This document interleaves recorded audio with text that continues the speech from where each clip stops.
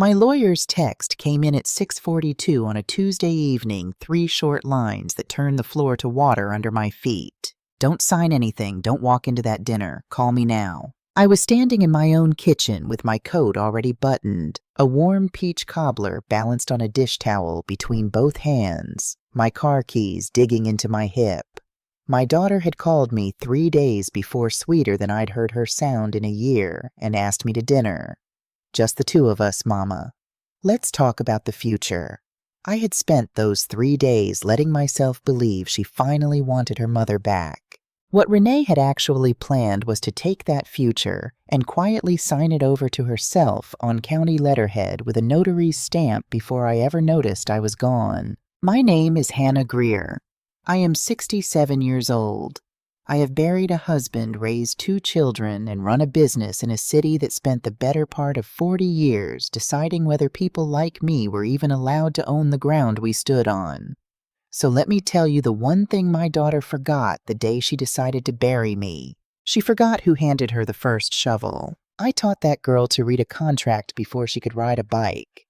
I sat her on my lap at the kitchen table with the property tax statements and showed her where the lies hide, always in the small print, always in the line, nobody reads twice. She grew up to be smarter than me on paper, Harvard Money Talk spreadsheets that breathe. And somewhere along the way, she decided that made her smarter than me, period. She decided 67 meant slow, forgetful, sentimental. A woman who'd cry at the wrong moment and sign at the right one. She had it exactly half right. I am sentimental. I will cry over a hymn, over a photograph, over the smell of my husband's coat still hanging by the back door 18 months after we put him in the ground.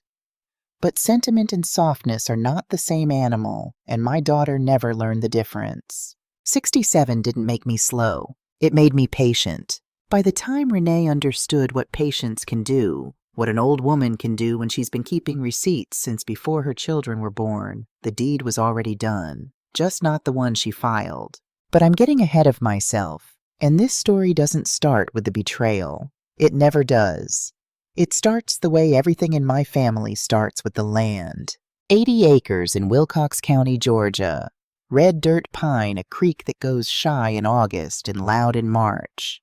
My husband's great-grandfather, a man named Eli Greer, bought that land in 1921, bought it outright cash, counted twice on a feed store counter from a white man who sold it to him, believing he'd be back to take it for unpaid taxes inside of 3 years. Eli Greer never missed a payment of any kind in his life. His own mother and father had been born the property of other men. Do you understand what I'm telling you? 1 generation. From a man who could be sold to a man who could buy. 80 acres and his name on the deed in ink, and that ink is the closest thing to scripture my husband's family ever owned. Walter used to stand at the edge of that property with his hands in his pockets and say it like a man saying grace. They can foreclose on a house, Hannah. They can't foreclose on what your blood is already in. I married into that faith. I married Walter Greer in 1981 with $40 between us and a conviction that we were going to build something that couldn't be taken. He laid brick. I mean that literally the man's hands were a map of every wall he ever raised, and I kept the books. I was good with books. I'm still good with books. Remember that part, it matters later. We started buying property in a neighborhood called Ashby Grove on the east side of the city, back when no bank in 3 counties would write a mortgage for a young black couple, no matter how clean our numbers ran. So we did it the long way. We did it the only way left to us, saving, scraping, borrowing from the church building fund, buying one tired little house at a time and making it stand up straight again. People laughed at the Greers for years. Pouring good money into a part of town the rest of the city had written off like a bad check. The centerpiece, the thing my whole heart is wrapped around, is the building everybody just calls the Greer Building. 14 apartments stacked over a wide brick storefront on the ground floor. We bought it in 1989 when it was half condemned with pigeons living in the 3rd floor units and a tree growing up through the back stairwell.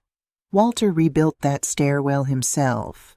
And that storefront, that wide, sunlit room with the good wood floors, we never rented it to a soul. We turned it into the community room. Free. That room raised half of Ashby Grove. After-school tutoring at the long tables. The choir rehearsed there on Thursdays when the church roof was being redone and they just never left. Funeral repasts. Wedding showers. A voter registration drive every 2 years, rain or shine. A young man named Theo Banks did his college applications at the second table from the window under a lamp I bought specifically because the overhead light was too dim for a boy filling out scholarship forms at 11 o'clock at night. Our church scholarship, the one Walter and I started and never put our names on, paid his first 2 years. You hold on to that boy's name, too. I am telling you all of this so you understand what was actually on the table when my daughter sat down across from a county clerk and called her own mother incompetent. It was never just money. Lord knows there was money between the building the other Ashby properties, the LLC, and the land down in Wilcox. An accountant once put a number on the Greers that made me laugh out loud in his office. But the money was only ever the skin of the thing. Underneath it was Eli Greer's ink. Underneath it was Walter's stairwell. Underneath it was a wide, bright room full of folding chairs and a whole neighborhood that had learned to call my husband and me family without a drop of blood between us. That's what I had. That's what I thought was safe. I want to be honest with you, because I've had a year and a half to be honest with myself, and there's no point telling this story if I'm going to flatter the woman I was at the start of it. I thought everything was settled. I thought I had been careful. I'd run a business for 30-some years. I knew that people lie that paper holds and promises don't, that you write it all down and you sleep better. I genuinely believed I had written it all down. I was wrong in exactly 2 places. 2 small, quiet places where I had trusted blood instead of paper. And my daughter, my brilliant, frightened, calculating daughter, found both of them before I ever thought to look. But on the Tuesday this story really begins, I didn't know that yet. On that Tuesday, I was a woman with a warm peach cobbler in her hands, and her coat already on, standing in a kitchen that smelled like brown sugar and lemon, foolish and hopeful, and 1 phone call away from the worst night of her life. Let me tell you about the 3 days before that call. Renee called me on a Saturday the way she always called when she wanted something late morning. When she knew I'd be home from the early service, her voice warmed up and poured smooth like she'd practiced it in the car. "Mama." A little laugh soft. "I've been thinking about you. You work too hard. Let me take you to dinner. Just us. Tuesday." I should tell you that my daughter and I had not had dinner alone, just the 2 of us, in close to a year. We'd been circling each other since Walter died, her impatient me grieving both of us, pretending the distance was about schedules. So when she said just us, something in my chest came unlocked that I hadn't known was bolted shut. "I'd like that," I said. I tried to keep my voice from leaping at it. "What's the occasion? Does there have to be one?" Another laugh, then lighter, like an afterthought, like a feather laid on a scale. "I just think it's time we talked about the future. Yours, mine, where everything's headed. You've earned somebody else carrying the weight for a while. You've earned somebody else carrying the weight." I have replayed that sentence so many times since that I've worn the grooves off it. At the time, I heard love in it. I heard a tired daughter offering her tired mother a chair. I did not hear what was actually there, which was a woman telling me to my face exactly what she was about to do. Take the weight, take the building, take the land, take my name off the door, and trusting that I was too soft to read the fine print of my own child. Let me tell you who Renee is, because you need to understand her to understand any of it. And because I refuse to tell this story with a cartoon for a villain. She is my daughter. I made her. Some of what she became, I'm afraid I made too. Renee was the brightest child in any room she ever walked into, and she knew it before she could spell it. She got out of Ashby Grove the way she'd planned to since she was 9 scholarship. Then the good college, then the kind of finance work that talks about neighborhoods like mine as underperforming assets, and land basis, and the path of progress. She is not stupid about money. She is the opposite of stupid about money. That's the whole tragedy of it. But somewhere she got ashamed. Ashamed of the folding chairs and the church building fund and the half-condemned storefront her parents poured 30 years into. To Renee, the Greer building wasn't Walter's stairwell or Theo's scholarship lamp.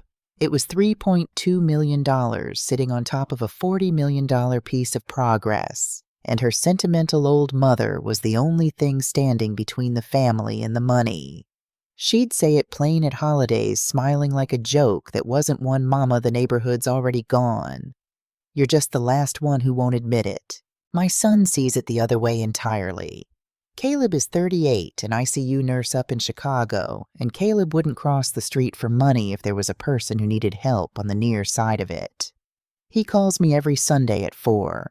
He stayed out of the business his whole life, stayed out of Ashby Grove, stayed I used to think out of everything. Remember Caleb? He's quieter than his sister, and the quiet ones surprise you. And Walter was the land and the ink and the long view. They can't foreclose on what your blood is already in. I keep coming back to him because in his last year, the year the cancer was taking its time with him, my husband did something I didn't pay enough attention to. He kept going to see Gloria Hayes. Gloria's been our lawyer for 30 years estate work. The older I get, the more of it is the kind they call elder law. Walter would have Caleb's old college roommate drive him over there slow an afternoon at a time, and he'd come home with a folder and a tired, satisfied look, and when I asked, he'd just pat my hand. Protecting the land for good Han. So nobody can ever cut it up. I thought it was a dying man making peace. I didn't understand he was building me a wall. He drew it up, he and Gloria, sometime in the spring 2 years back. A whole structure to lock the land and the building away where no court and no buyer and no frightened heir could ever pull them apart. And then 18 months ago in the early morning, with my hand in his, he died. The folder went into the bottom drawer of his desk, and the thing he built was never finished, never signed by the cousins. It needed, never recorded, never made real. I didn't know that. I just knew the drawer hurt to open, so I didn't open it. That was the first place I'd trusted blood instead of paper. The second was older and quieter, and I'd forgotten it entirely. 6 years ago, my heart tried to quit on me. They opened my chest at Emory and stopped that heart on purpose to fix it. And the night before, scared in a way I'd never tell my children, I signed a durable power of attorney naming Renee. So somebody could pay the light bill and sign for the building if I didn't wake up. She flew in, she took charge. She was wonderful. I want that on the record. She was wonderful, and I woke up and I came home and I never gave that piece of paper another thought. Why would I? She's my child. You don't revoke your child. I'm telling you these 2 things now laid flat so you can see them coming. On that Saturday on the phone, I couldn't see them at all. So I spent 3 days happy. That's the part that still embarrasses me. I picked out a dress. I got my hair done. And on Tuesday afternoon, I drove clear across town to the little bakery 2 blocks from Renee's old elementary school. The one she used to beg me to stop at peach cobbler in a foil pan still warm, because some foolish, hopeful part of me wanted to bring my grown daughter a taste of when she was small, and still mine. I carried it to the car like it was a baby.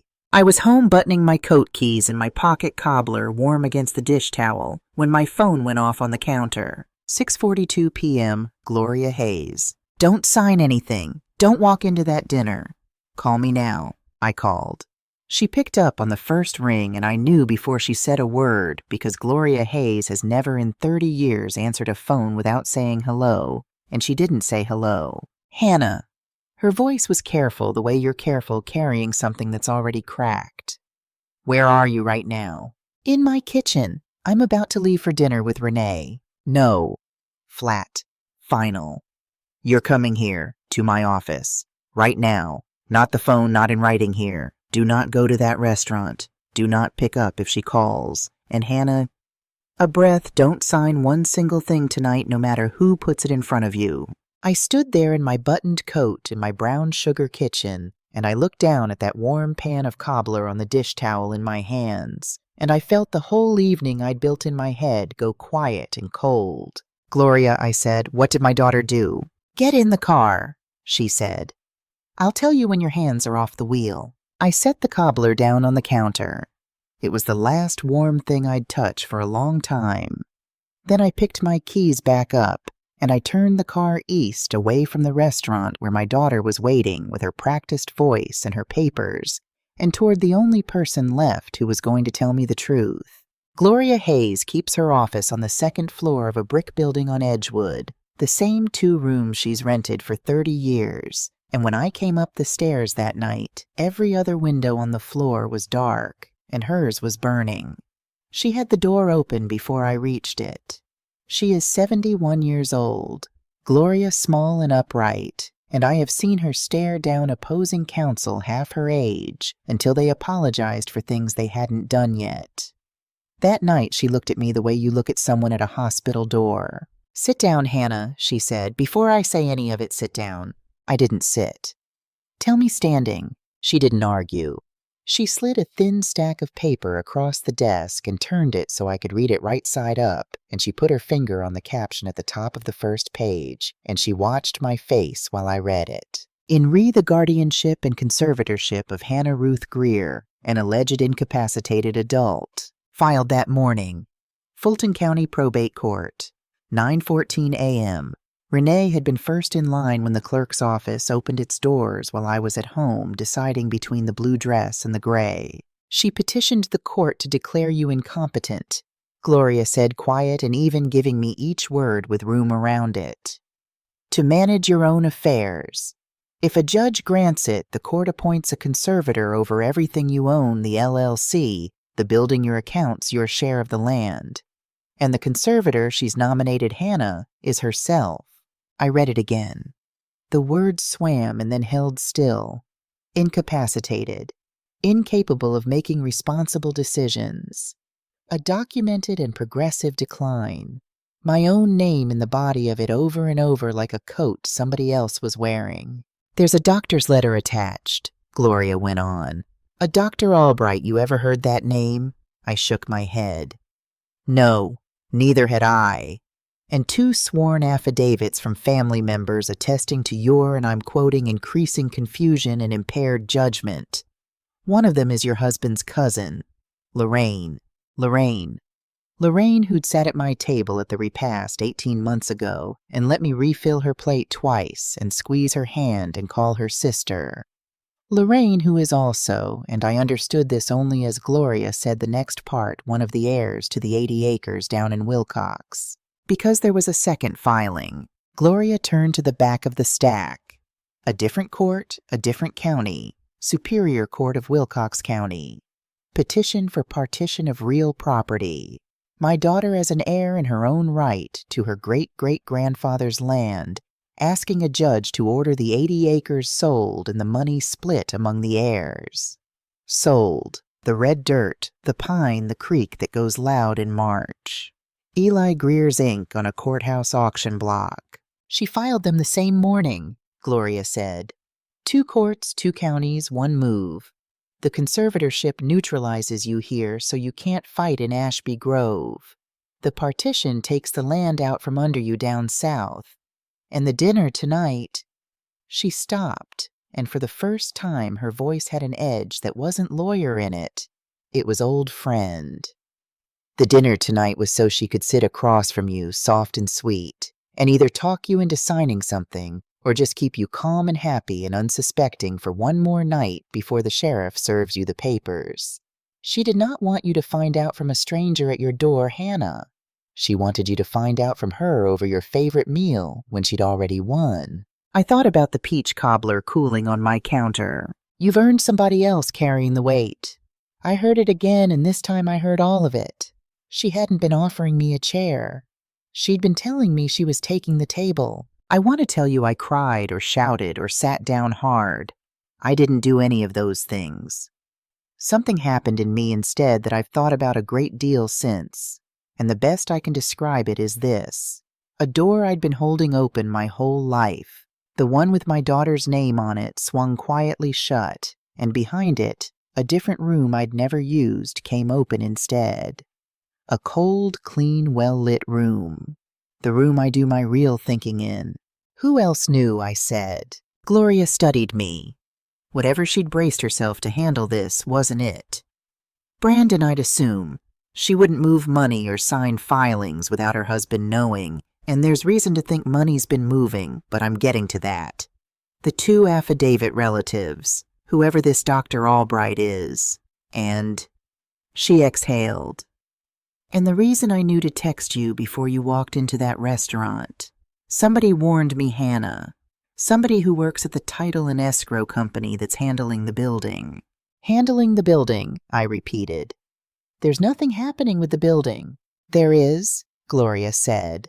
And I'll get to that, but first you should know who called me because it's going to mean something to you. She took her glasses off, which she only does when she's about to say something she feels.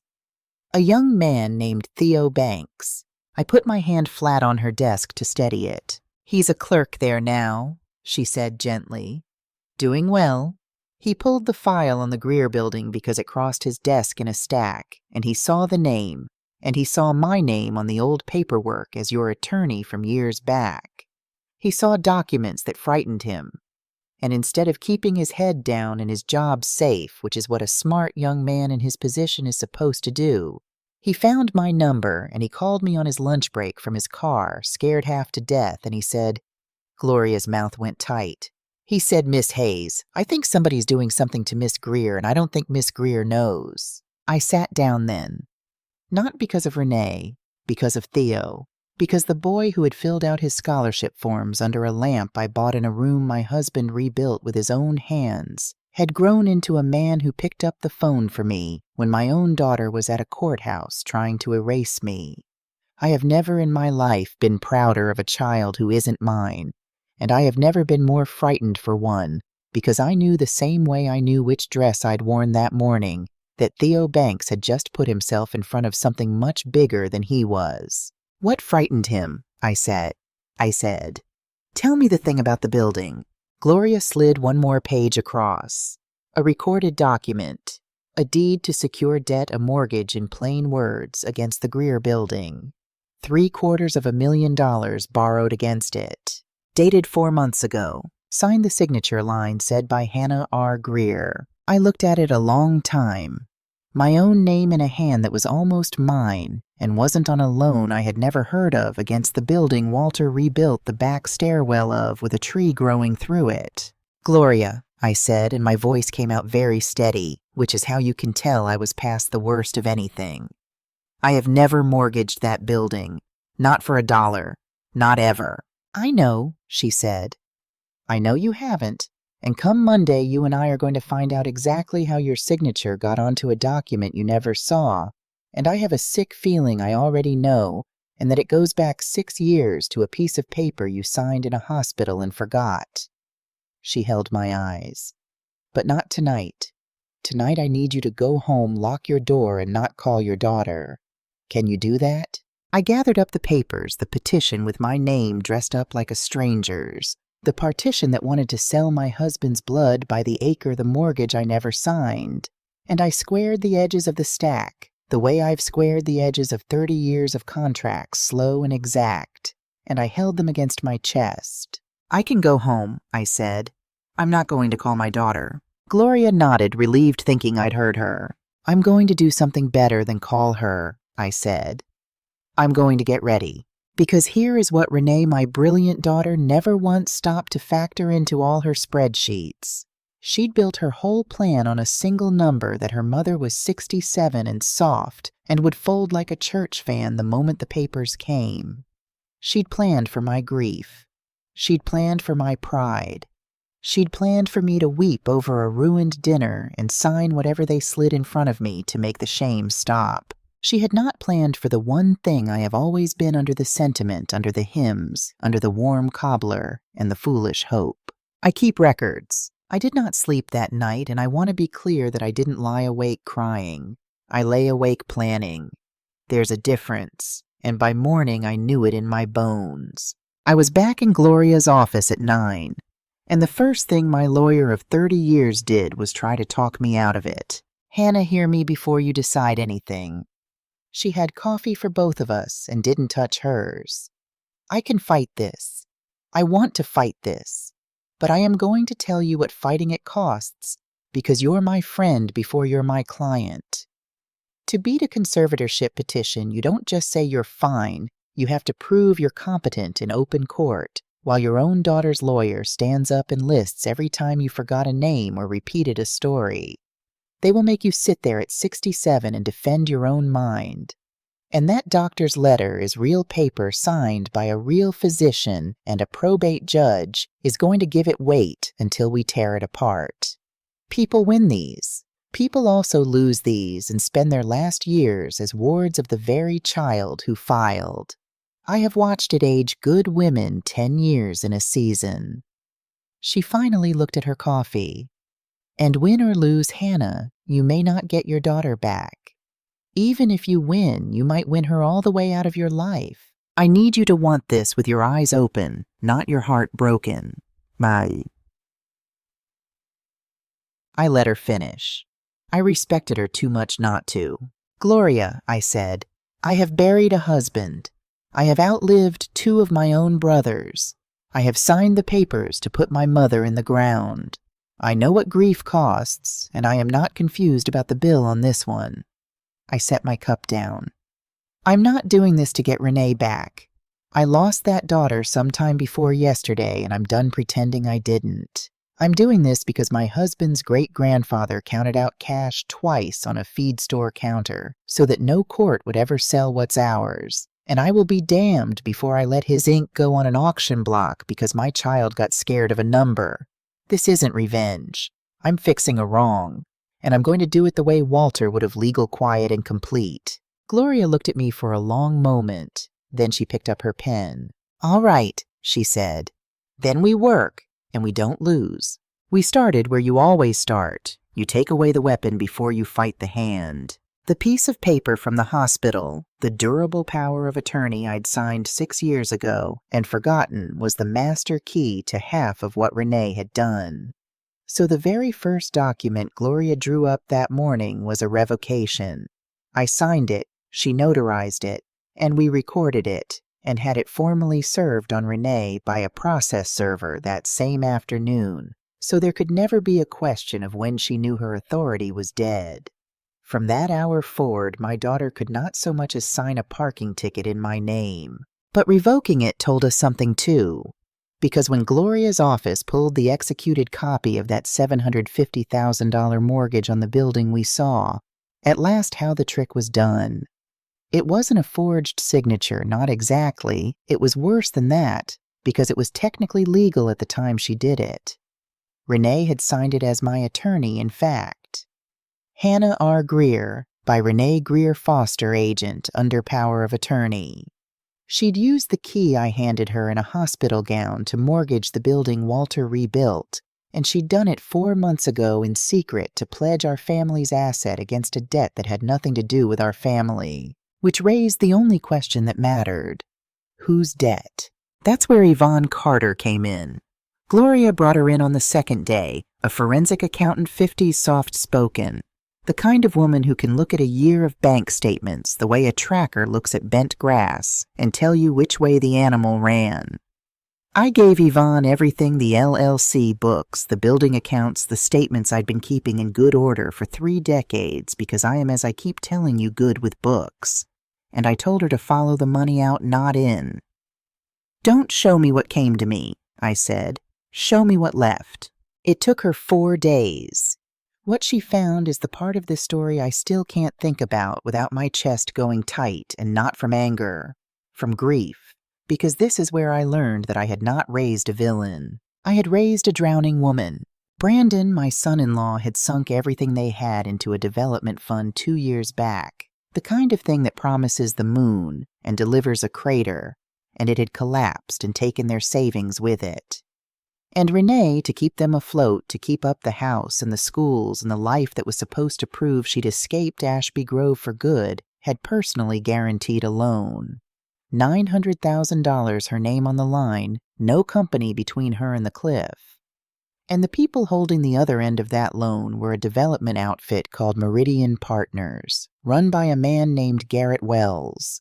The same Meridian Partners that wanted to assemble a whole block of Ashby Grove My Building at the center of it for a $40 million project, and the same 80 acres in Wilcox for a solar lease. It all fit together so cleanly it made me sick. Renee owed Garrett Wells nearly $1 million she did not have. Garrett Wells wanted my land and my building, and the only thing standing between Wells getting what he wanted and Renee getting out from under what she owed was a 67-year-old woman who refused to sell. So my daughter had looked at the math, and Renee always looks at the math, and decided that the cleanest variable to remove from the equation was her own mother's mind. I didn't raise a villain, I told Yvonne when she laid it all out on Gloria's table. I raised a frightened woman who decided fear was a strategy. I meant it as forgiveness. I want you to know I tried even then to mean it as forgiveness. It did not stop me for one single hour. Now I've told you all along there were two places I'd trusted blood instead of paper. The power of attorney was the first.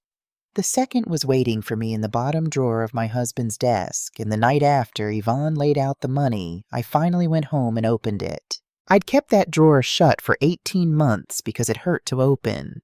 His reading glasses were still in there, and a roll of peppermints and a folder plain manila soft at the corners from being handled by hands that are gone. I'd seen him carry that folder home from Gloria's a dozen times in his last year, and never once looked inside it. I looked inside it that night. The Greer Family Land Trust. That's what my husband had been building slow an afternoon at a time while the cancer took him. He and Gloria had drawn up a whole structure, a trust to hold the 80 acres and the Greer building, both with terms that said the land could never be sold, never be split, never be mortgaged. Only stewarded, passed down, and held in common and protected by a family board generation after generation, exactly the way Eli Greer would have wanted, and exactly the way no partition court could ever undo. He had seen this coming.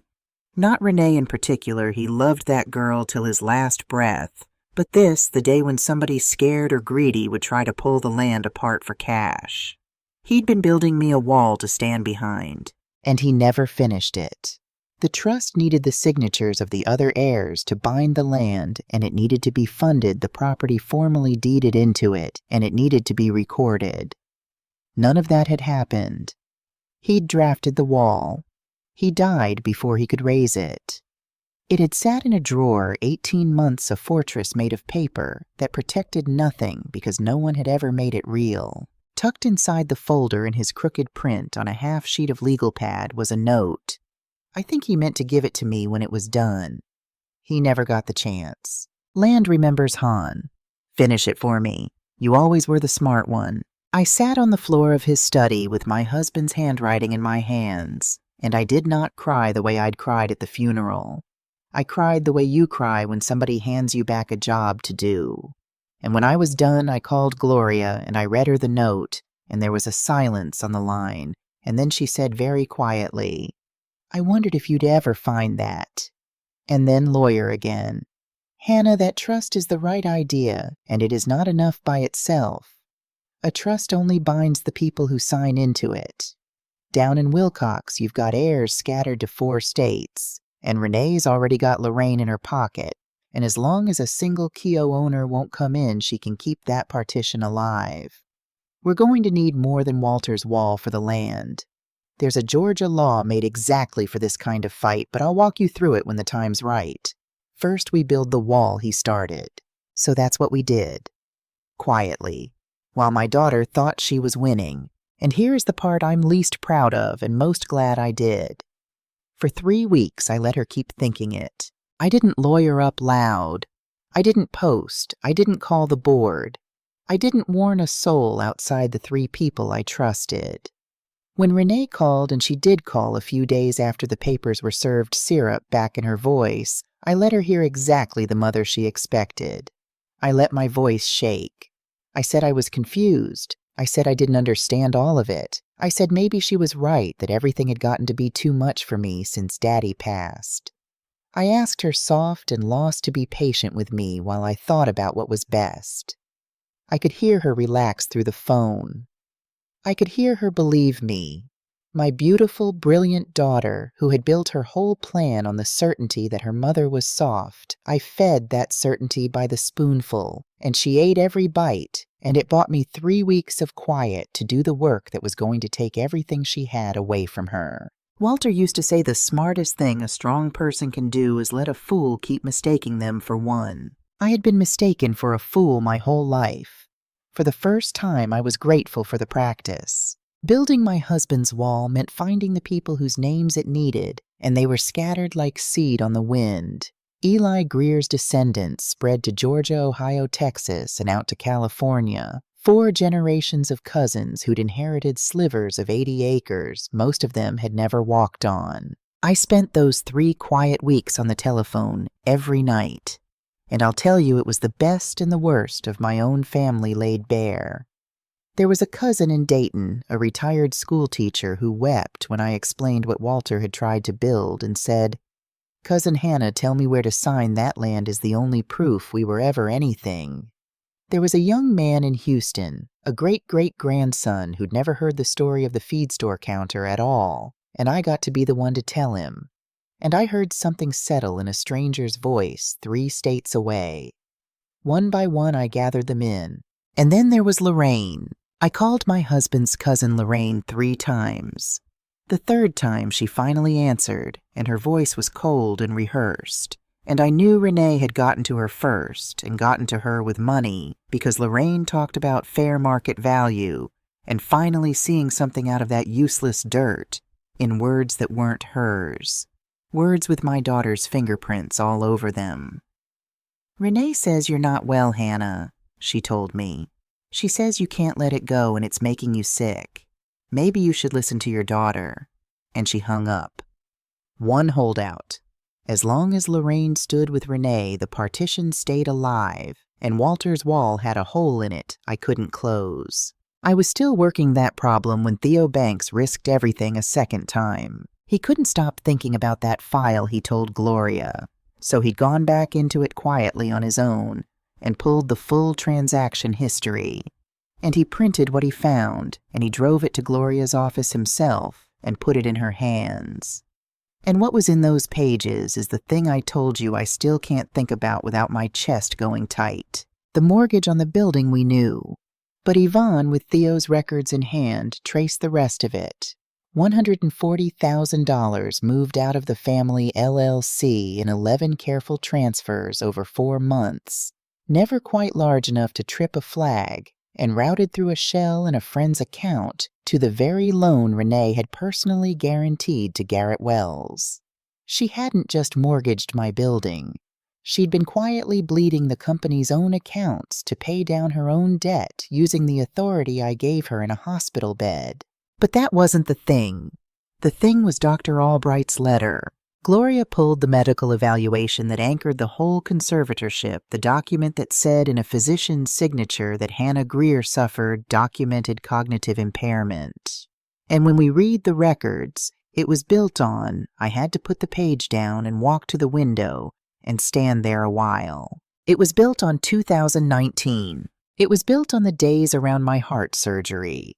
The hospital notes from when they'd stopped my heart on purpose and brought it back the ordinary expected drug-soaked confusion of an old woman swimming up out of anesthesia after open chest surgery. The kind every nurse on that floor would tell you means nothing the kind that clears in a day. Renee had gone and pulled the records from the worst, most frightened, most vulnerable hours of my entire life, the hours when I'd signed her that power of attorney because I thought I might die, and she had handed them to a doctor I'd never met and paid him to call it decline. She had used the day I almost died to prove I was already gone. I called Caleb that night. My son, the ICU nurse, 4 o'clock his time off, and I told him all of it plain, the way you can only tell the quiet child. He was silent for a long time. Then he said in a voice I'd never heard from my gentle boy, "Mama, send me that letter." I did. He read it in about 90 seconds and called me back, and he was so angry I could hear him pacing.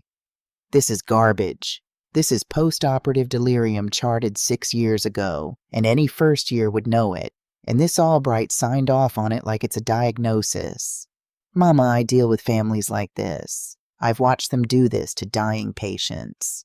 A breath. I'm taking my leave. I'm coming home. Remember I told you to remember Caleb. Hold on a little longer. But here is where I have to tell you the truth about the bottom of this, because I won't pretend I walked a straight line from clever to victorious. I didn't. Before any of it turned, I lost. The emergency hearings on the conservatorship came faster than we were ready for. Renee's lawyer pushed for a temporary order, protect the vulnerable elder while the full case is heard. And they walked into that probate courtroom with Dr. Albright's letter and Lorraine's affidavit and my daughter in a soft gray suit dabbing at her eyes, telling the judge how it broke her heart. But her mother just wasn't herself anymore. And the proof that would have shown the judge the truth, Theo's documents, the money trail, the whole rotten architecture of it, we couldn't get in. Because 2 days before the hearing, Theo Banks stopped answering Gloria's calls. When she finally reached him, he was a different man than the one who'd driven those papers across town. His employer had found out the Greer file had been pulled. He'd been called into a room. There were words like breach and confidentiality, and we'd hate to involve the lawyers, and Theo was 26 and the first person in his family with a real job, and he was terrified. And I will not say one hard word about that boy. Not one. Not ever. He told Gloria he couldn't testify. He couldn't authenticate anything. He was sorry. He was so sorry. And without him to stand behind those documents, a probate judge wouldn't look at them. So it was Renee's doctor's letter against my word that I was fine. And the judge, a careful man, not a cruel one, doing what careful men do when they're told an old woman might be at risk, granted the temporary order. Pending a full evaluation, my access to the LLC accounts was restricted. A temporary conservator would oversee them. He did not stop the partition down in Wilcox. That was a different court, and it ground forward on its own. I walked out of that courthouse having been told on paper by the state of Georgia that I could not be trusted with my own money. And by the end of that week, Meridian Partners, moving like they already owned it, had a notice taped to the front door of the Greer building. I drove there at night. I let myself in with my own key into the wide, bright community room that wasn't bright anymore because they'd cut something, or I just couldn't make myself turn the lights on, and I sat down at the second table from the window. Theo's table.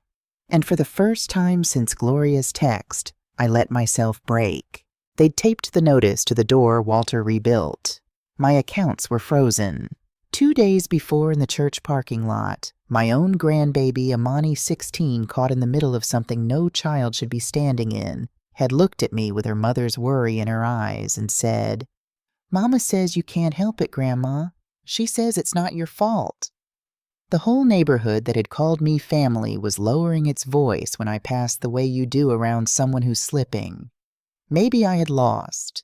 I was just an old woman crying in the dark in a building that had already been signed out from under her in a town that had decided to believe my daughter. And then my hand going for a tissue found the folded half sheet in my coat pocket.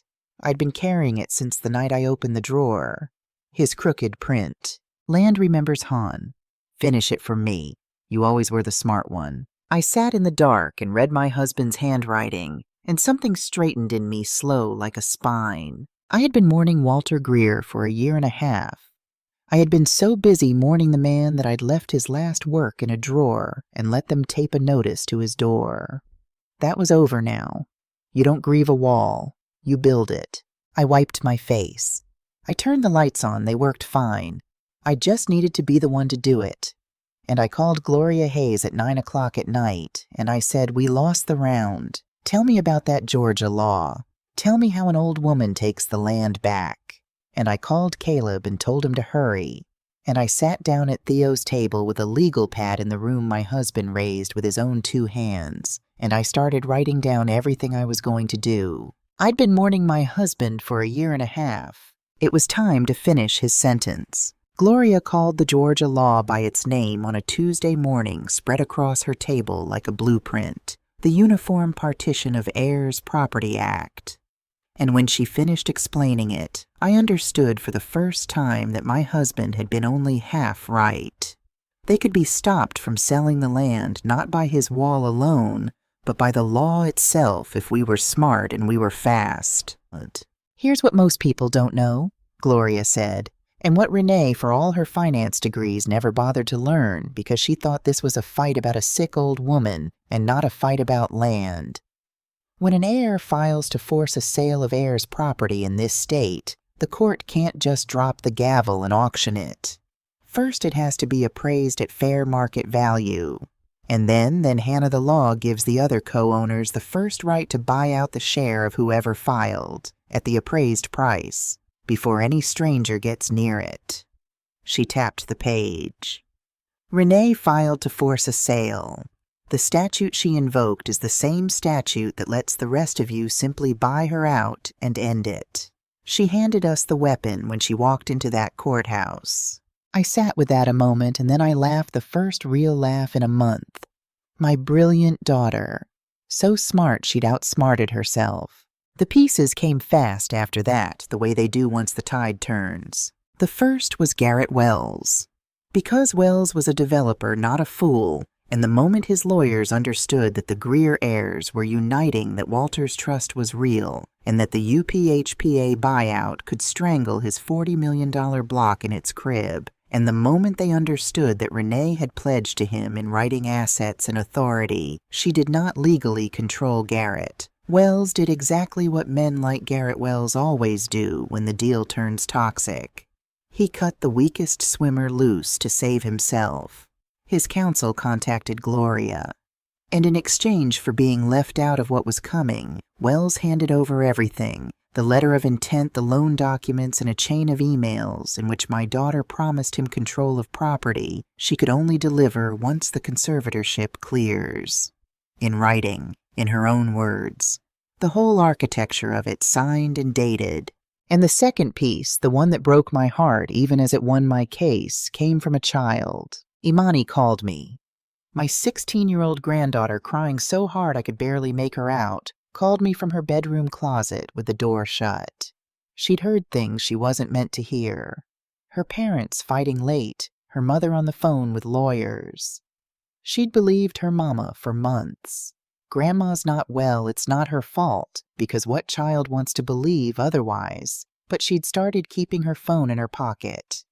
And one night at her own kitchen table, she'd recorded her mother saying it plain that once I was declared incompetent, the sale would clear and the debt would be gone, and that she just needed Mama out of the way a little longer. Imani had it, audio, her mother's voice, and she said through the tears, "Grandma, I don't want them to sell Papa's land, and I don't want you to be sick, and you're not sick, are you?" It wasn't really a question. "No, baby," I told her. "I'm not. And you didn't do anything wrong. You told the truth. That's the bravest thing a person can do in this family, and don't you ever forget you did it first." I will carry that phone call to my grave, both halves of it. Then came the day everything was decided. Not in whispers this time. In open court. I'd ask Gloria for that. No back rooms. Let it all be said out loud in front of God and the docket. And this time, I walked in ready. This time, when Renee's lawyer stood and recited his sad story about her declining mother, Gloria stood up after him with 2 independent evaluations. Current ones from 2 physicians neither of us had picked until a court-approved list narrowed it down, both stating without a wrinkle of doubt that Hannah Ruth Greer was of entirely sound mind. Then she called my son. Caleb sat in that witness chair in his hospital ID badge and ICU nurse of 15 years and explained to the court in calm, devastating professional English exactly what Dr. Albright's letter was: a diagnosis of cognitive decline built entirely on 6-year-old records of ordinary post-surgical confusion after open heart surgery. "I've read 10,000 of these charts," my gentle boy said. "This isn't a finding. It's a misuse of a finding. Any nurse on any floor would tell you the same." And he looked at his sister when he said it. The child who didn't file, testifying for his mother's mind against the child who did. And then Gloria peeled it back layer by layer the way you strip old paint. The power of attorney revoked, but used while it lived to mortgage the Greer building for $750,000, signed by Renee as my attorney, in fact in secret. The $140,000 traced now every transfer out of the family company and into Renee's own guaranteed debt. Lorraine, who when she finally understood that Renee had lied to her, that Wells's plan would have left her with a check, and her cousins with nothing, and the land with a parking deck on it, stood up and withdrew her affidavit in a voice that shook. Garrett Wells's emails, my daughter's own words, promising a man control she didn't have once the conservatorship clears. And last, because Gloria knew how to build to a thing, the recording. My granddaughter's brave, terrible recording played into the silence of that courtroom. Renee's own voice, cool and certain, explaining how to put her mother out of the way. I watched my daughter's face the whole time it played. I watched the soft gray suit and the practiced sorrow fall away from her like the notice peeling off the building door, until what was left sitting at that table was just a frightened woman who had gambled everything on the certainty that her mother was soft and lost. The judge took off his glasses. He looked at the petition a long moment. Then he looked at Renee, and the room went still as a held breath. Ms. Greer Foster, he said, let me be sure I understand what's been put before me. You asked this court to declare your mother unfit to manage her own affairs, and to prove it, you used the records from the days she nearly died on an operating table. And you funded the case to take her property by quietly draining the very company you claimed to be protecting. He set the glasses down. I have been on this bench 22 years. The petition is denied. The temporary order is dissolved in full, and Mrs. Greer's access to her own affairs is restored effective immediately. And I am referring this matter the power of attorney, the transfers, and Dr. Albright's evaluation to the district attorney's office. We are finished here. No gavel slam. He just said we are finished here, and it landed heavier than any shout. The conservatorship was dead. My name was my own again. And with the freeze lifted and the heirs gathered and Walter's wall finally raised, the buyout went forward exactly as Gloria had drawn it. The family purchasing Renee's fractional share at the appraised price, the law she'd weaponized, turning gently completely against her. The 80 acres came home. Every grain of that red dirt. The partition collapsed for lack of anything left to divide. Renee didn't look at me as it ended. She looked at her daughter sitting beside me at Imani, who had told the truth first. And for the first time in the whole long ruin of it, I saw my daughter understand the size of what she'd done. There was one conversation left, the one that wasn't for any courtroom. Renee came to my house a week later. I let her in. We sat in the kitchen, the same table where I'd once shown a little girl where the lies hide in the small print. For a while, neither of us said anything. Then the mask came off the last of it, and what was underneath wasn't a schemer or a villain. It was my child, and she was terrified, and she finally told me the truth. I was drowning, Mama. Her voice cracked on the first word and didn't recover. Brandon lost everything. I signed for the loan because I thought I could fix it before anyone knew, and then I couldn't. And Wells owned us, and every month it got worse. And you were just sitting on all of it. The building, the land, millions of dollars in dirt. And you wouldn't sell. You wouldn't even talk about it. And I told myself, she pressed her hand to her mouth. I told myself if I waited for you to be ready, we'd already be ruined. I told myself I was saving us. I made it a kindness in my head so I could do it. I know, I said. I figured out the why a long time ago. The why was never the problem, Renee. People do desperate things when they're scared. I've been scared. I folded my hands on the table. The problem is what you reached for. You didn't come to me drowning. You came to a courthouse with the records from the worst day of my life, and you tried to drown me instead. You had 100 doors, baby. You chose the one with my coffin behind it. She started to cry, then really cry, and asked me what I was going to do, whether I was going to let them prosecute, whether I was putting her out of the family for good. I had thought about that question for weeks. I'd had the power by then to bury her. The district attorney had what he had, and I could have stood behind it and pushed. Part of me wanted to. I won't lie to you and say the grace came easy. I'm not going to pretend none of it happened, I said. What the law does with it is the law's not mine. I won't lift a finger to save you from that, and I won't lift one to make it worse either. You'll answer for what you did the way the rest of us answer for things. You'll have no authority over me, over the trust over 1 acre or 1 brick ever again. That part is finished. I reached across and took her hand because she is still mine, and that part is never finished. But hear me, Renee. I'm not putting you out. She looked up. I'm putting you back. I held her eyes. Back to the bottom. Back to earning it. Back to the girl who hadn't decided yet that people are numbers. There's a difference between being put out and being put back, and I have prayed every night since that Tuesday that you'd live long enough to learn it. That's the last thing I said to my daughter that day. She's a long road from here, but she's on it. Here's how it settled. Walter's wall got finished, every signature, every acre deeded in, recorded at last at the courthouse in plain ink, the way Eli Greer would have wanted. The Greer Family Land Trust holds the 80 acres and the building both now, and the terms are exactly as my husband wrote them on his slow afternoons. It can never be sold, never be split, never be borrowed against. Only stewarded.